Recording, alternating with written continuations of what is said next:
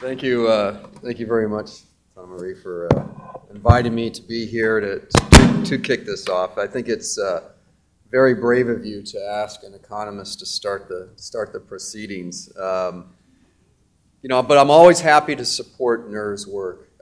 In my academic hat, and just so you know, I'm on a special assignment as the chief economist for NOAA, but in my academic environment in hat, we work very closely with the Mission Aransas NER, and I've always had a sweet spot for the NER system because I always thought it was really a great place to bring the science and policy together and really move practice into action.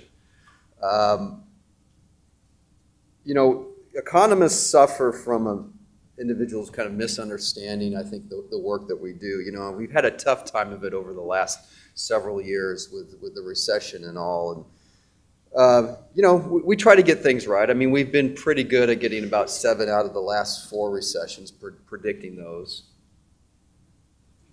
Okay, good. People, 7 out of the last 4. Okay, so maybe that's a little too early for that joke. Okay, but I think, you know, when Donna Marie asked me to do this, the driver behind that was how do we take that great biophysical work that all of you are doing or have an interest in and that NOAA supports and move that into action. And so it's really that combination of the natural sciences and the social sciences. And I'm not here just to represent economics, by the way.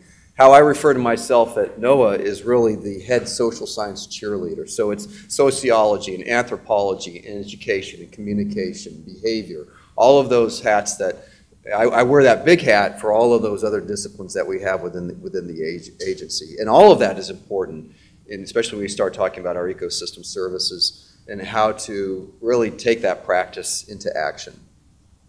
You know, NOAA Administrator Kathy Sullivan describes NOAA as a science-based service agency, a science-based service agency.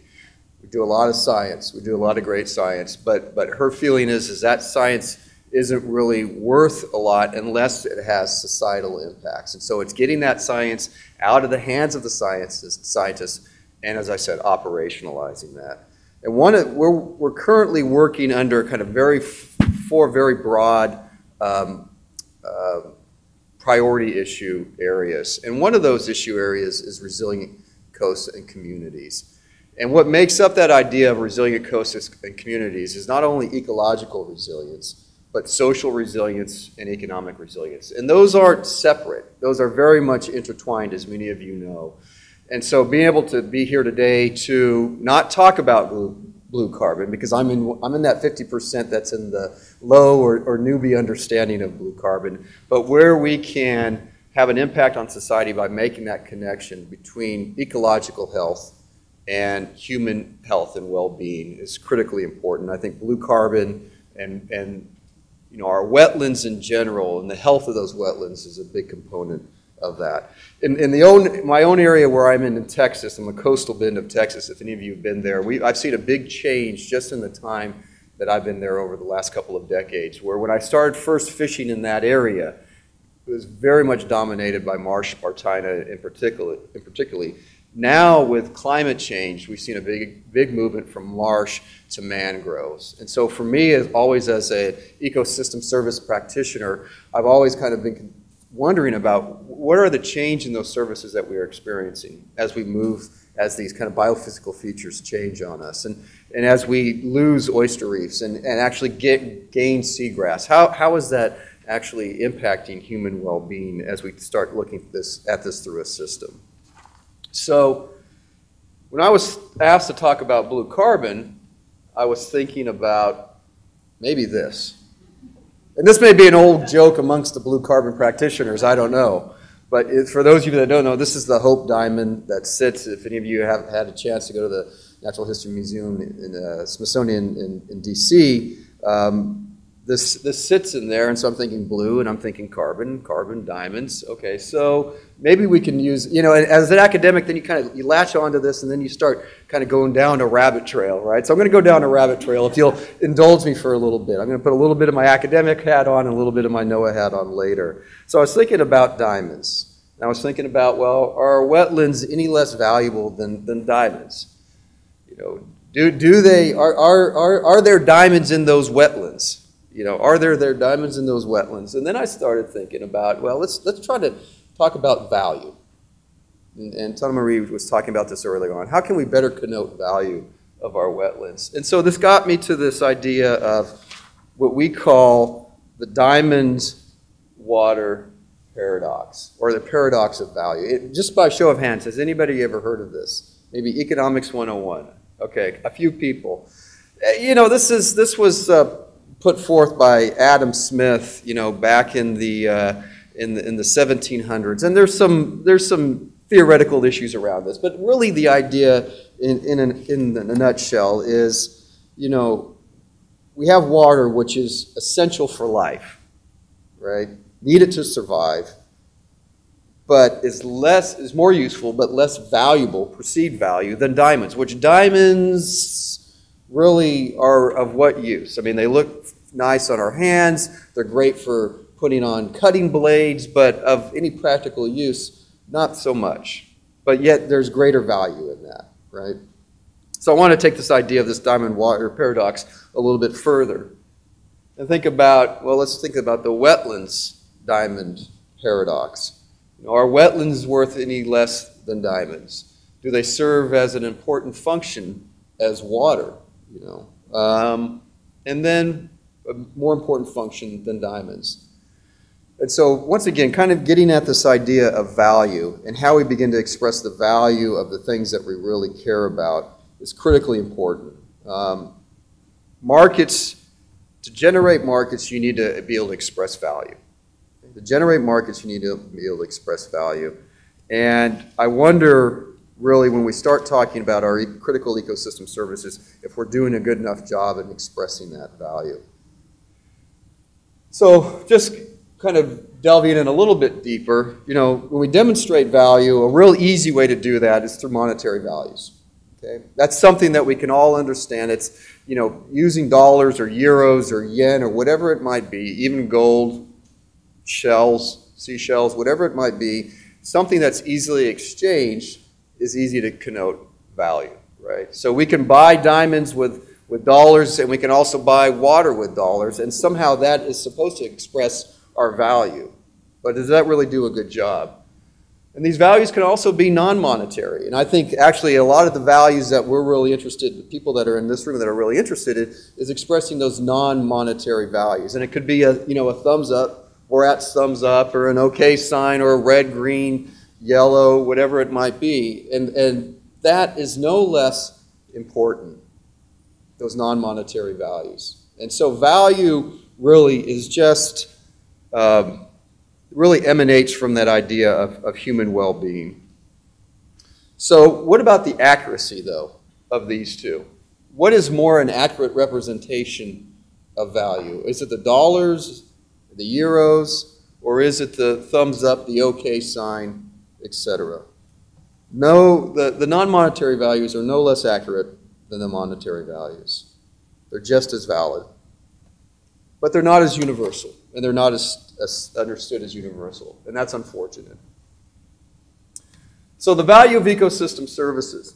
So this is a little bit linear, and I apologize for that, but it's when I talk about ecosystem services to individuals, I like to really start at kind of the biophysical feature. And in this case, I have seagrass, but I easily put marsh in here and oyster reefs and so forth. So when and I like to kind of take individuals through, and this is nothing new to you here, but I want to get to the end point about the constituents of well-being. So it really begins with those biophysical features, and then that biophysical functioning, that ecological functioning. But ecosystem services is really only that lens between that ecological structure and function and processes to well-being. And it's really this idea of this constituents of well-being that generates value for humans. So it's almost, in a sense, I have it starting at the biophysical features and moving towards well-being. But maybe what we need to do is reverse this and start at those constituents of well-being and work back to the biophysical features, the structure, function, and processes that will help us get us to that important constituents of well-being. And I know it might be very tough here, but things that are to read, but things that are talked about here are things like personal safety, livelihoods, food, shelter, strength, feeling well, clean air, and clean water. You know, almost those Malthusian needs, right? That we need to meet. You know, social cohesion, etc. So where is the place that blue carbon can play, the value of blue carbon in that meeting those constituents of well-being? And so this was important for me in kind of preparing for this talk today, is being one of the newbies or the low understanding of blue carbon, but a high understanding of ecosystem services. How do we get to generate value of blue carbon if we want to move blue carbon wetlands to markets? And so I didn't want to put up a supply and demand graph. We didn't need to do that. So what I did is, okay, I was able to find, you know, some street signs to show the crossroads maybe of supply and demand. And where will value of blue carbon be generated? And I think it's probably no surprise that we really need to generate that value on the demand side. I mean, maybe by a quick show of hands, is there any doubt in here that if we could generate demand for blue carbon that we would be able to meet that supply? I mean, are there enough projects that we could probably put in the ground if demand was there for those? Just by a quick show of hands. Steve, okay. Others are not willing to raise their hand this morning. So the demand for that blue carbon could drive those potential restoration projects. Okay? And I think that's critically important. But how do you create demand? You need to create value for it, for whatever it might be. The wetlands themselves and all these services that emanate from those wetlands. And so that's why I have this idea. So does blue carbon go it alone? Right? And in some of the readings that some of the papers that I've read, not just around blue carbon, about ecosystem services in general, and the stuff that I've written myself, we always talk about co-benefits of some action. So the co-benefits of blue carbon, or carbon sequestration, the co-benefits along with storm protection, the co-benefits that you generate when you're looking at recreational fisheries enhancements. So we tend to want to focus on one particular action, one particular ecosystem services, and then lump all the others in as co-benefits. And is that the best way to move blue carbons and wetlands more generally to markets? Shouldn't we be considering all those in a single package? And it's not easy. I don't pretend that it's easy to do that. But if it's really about restoration of wetlands, shouldn't we be considering all of that together? So what are the potential sticks and carrots? Okay. So I think blue carbon and a lot of ecosystem services in general suffer from this, what I call non-proximal demand and supply. And what does that mean? Well, that means that it's very difficult to point to the benefits of carbon sequestration because the benefits are realized everywhere and the need to do carbon sequestration needs to be everywhere.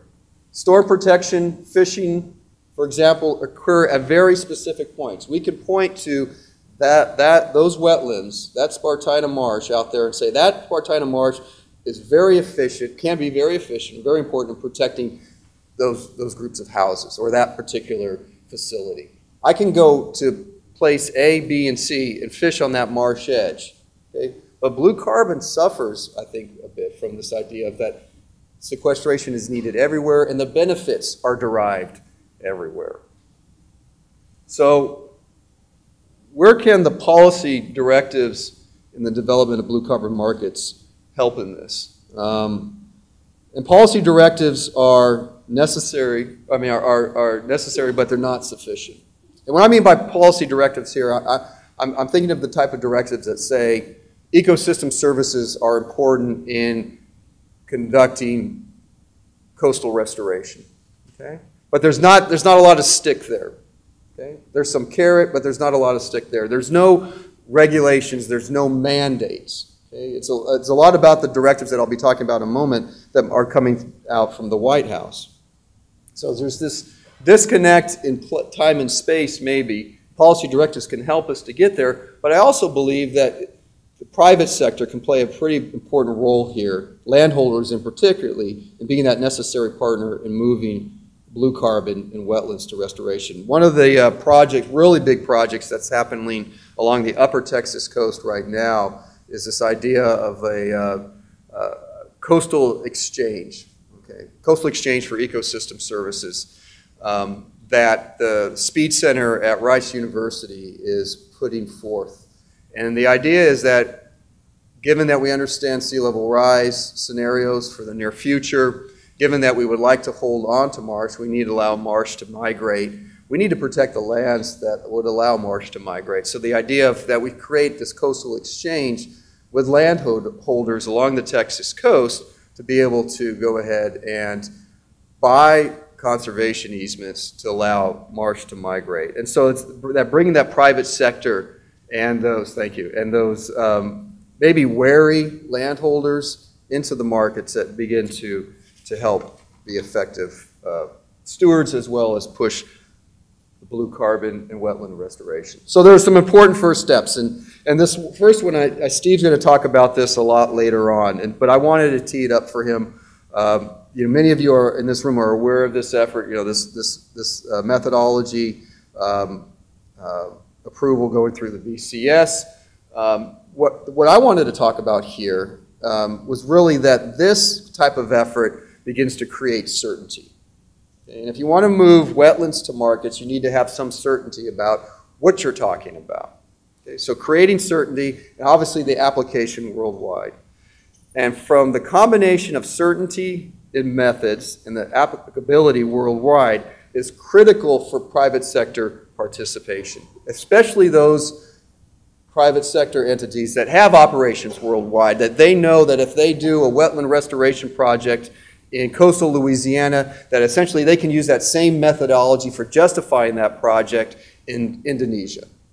Okay, so that certainty and that worldwide applicability of these standards, of these methods is critical. And I'm going to talk a little bit more about the role of the private sector in carbon sequestration in just a moment. So the opening up of policy space. So going back to that for a moment. With this current administration, the idea of ecosystem services, while it had always been working its way through the agency environment, EPA, NOAA, DOI, in particular USDA, really got its kickstart with this President's Council, the PCAST report, President Council Advisors of Science and Technology in 2011, that really talked about if you want to look at a resilient U.S. economy, that you need to start considering the value of our natural capital. And so I want to just kind of focus on this quote here for a moment. Launch a series of efforts to assess thoroughly the condition of U.S. ecosystems and the social and economic value of services of those systems provide. And so through a series of efforts through the White House, as well as the agencies in particular with direction from the White House, there's been this ramping up of of services and providing the policy space to allow that to happen. Of course, we know there's regulations that exist already that we could, with some effort, put ecosystem services in there. NERDA, Magnuson-Stevens, which is fisheries management, the enabling legislation of NEPA, Coastal Zone Management Act, Endangered Species Act, et cetera. There is space within those if the practitioners of those, NEPA practitioners, CZMA, et cetera, would just go ahead and start applying that. And so what I've seen in the last couple of years is actually more effort in communicating the benefits of ecosystem services to the practitioners of these various mandates so they would go ahead and begin to start applying those. Coastal green infrastructure and ecosystem services. This is an effort that arose out of the Sandy Task Force to start talking about how can we better assess the research needs of coastal green infrastructure and ecosystem services over the next 10 to 15 years. And so there's currently a federal effort to develop that research agenda. NOAA and USGS co-lead that. I co-chair that effort across all the relevant federal agencies. And the idea is that there is some gaps that need to be filled. Where are the science gaps? But also, where are the application gaps? So once you develop the science, you need to be able to test that science. You need to be able to put it to work. And there's places that we need to be able to pilot that work. So whether it be, state projects, NGO projects, NERS, et cetera, as this effort begins to be supported by the various federal agencies, they're going to be looking to be able to do that work. And that document is going to be coming out late spring, or we're already getting into the late spring, I should say early summer in 2015. So I would encourage you to be able to be looking for that. And then finally, within NOAA itself, we are developing an ecosystem services strategy that is very much around moving science to application, but with policy drivers, with management drivers, I should say, is even better. And so some of the kind of the three principles around that agency-wide strategic vision for ecosystem services is obviously the management drivers.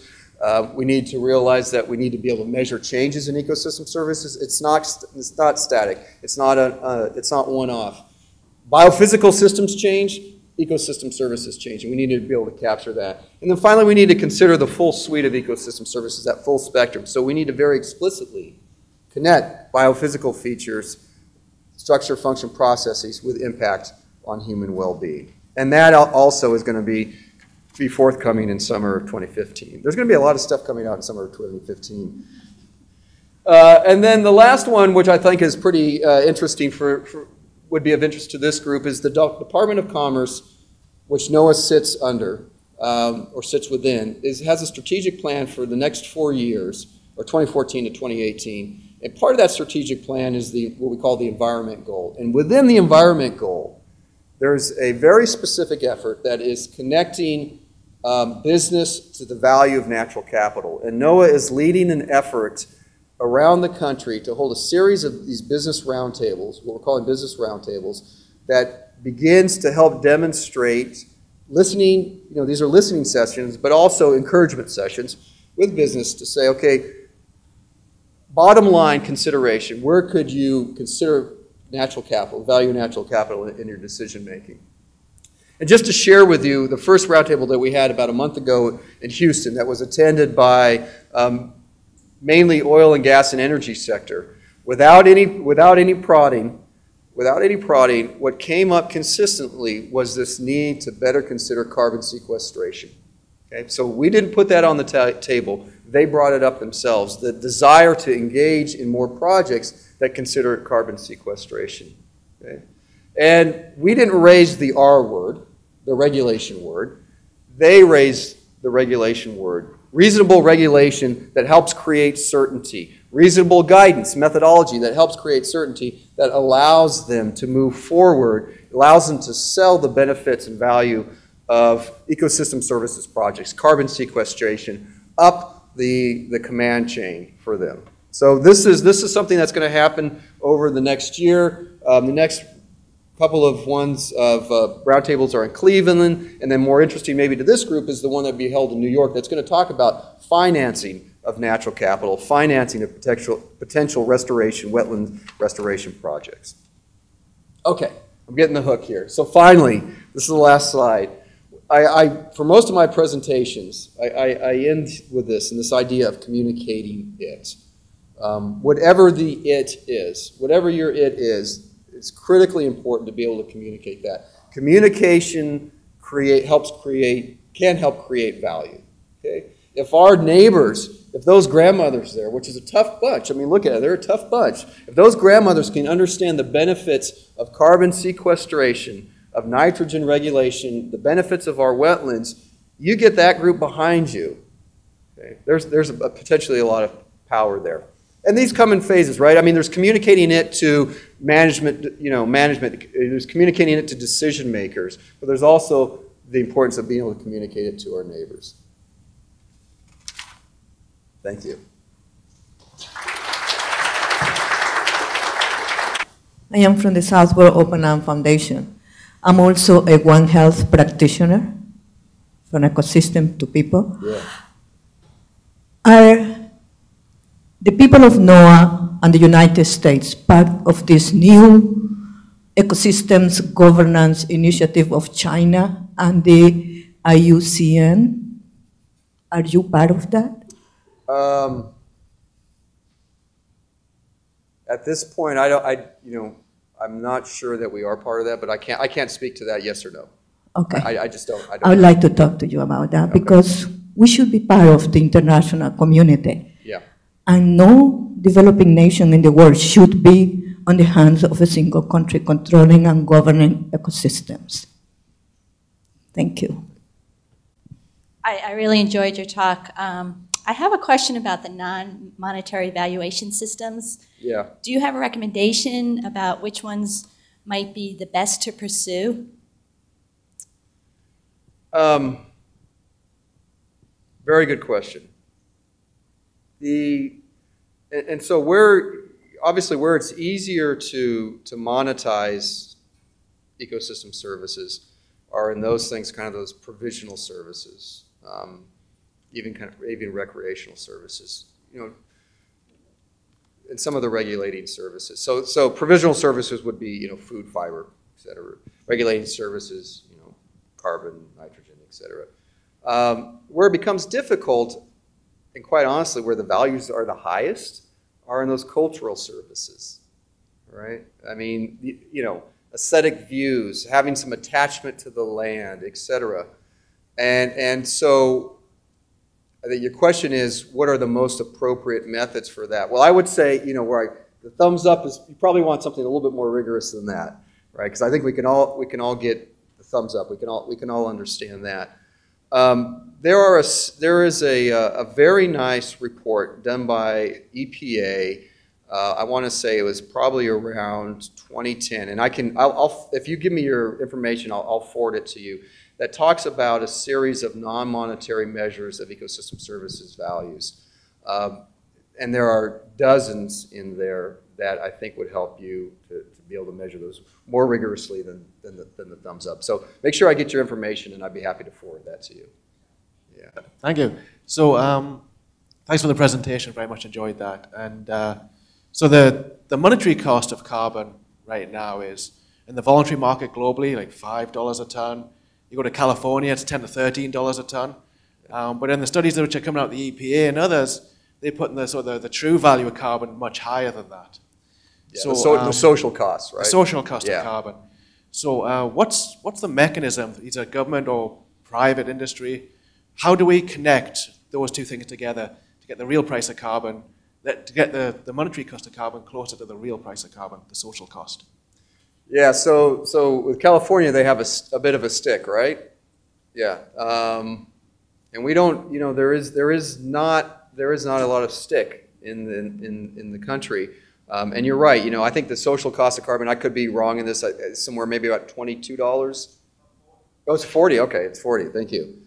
So yeah, there's a big discrepancy there. So how do you align social costs with costs that currently or market values that currently exist? And I think there is that policy stick or driver that's going to be needed. But to me,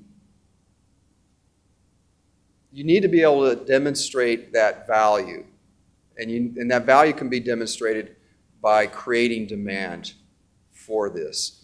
And to me, it's you could drive demand by regulation, but in today's political environment in DC, if you're talking about a national effort, it's going to be easier to get that coming up from the bottom up, more organic than a top down. The administration couldn't go to Congress now and say we need to develop a carbon market around. I mean, they've tried that, it's failed. So to me, it has to be bottom up. It has to come organic, and that's why the communicating it is so important. I hope that helps.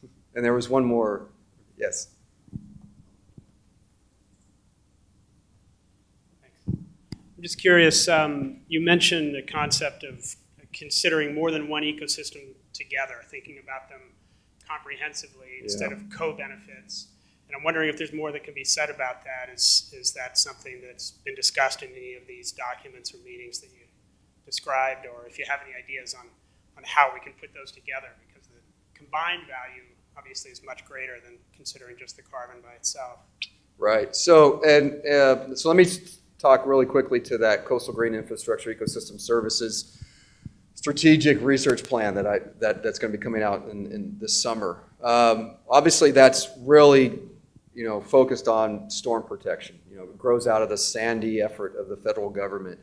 And even in there, we talk about these co-benefits, but moving that into action, moving wetland restoration or oyster restoration or seagrass bed restoration or barrier island restoration into action is going to have to consider more than just the protective measures. That even then, in that case, it's not going to be enough. The example I give a lot is around oyster reefs, and that is, why wouldn't U.S. Army Corps want to get interested in building oyster reefs to help protect shorelines? Why wouldn't the Coastal Conservation Association, which is an NGO for recreational fishermen, obviously they want to build oyster reefs. Why wouldn't a local NER want to be part of that? So to me, it's not about competing interests. It's about multiple interests and bringing those together. Now, the mechanism to do that can be challenging, right? Each one of those works under different mandates and different policies. But if you really want to make effective, long-lasting, large-scale change, you're going to have to consider there can't be co-benefits. There just needs to be benefits. Just in and of themselves, just talk about the benefits of, and that there's going to be multiple benefits, not co-benefits. I don't know if that, thank you.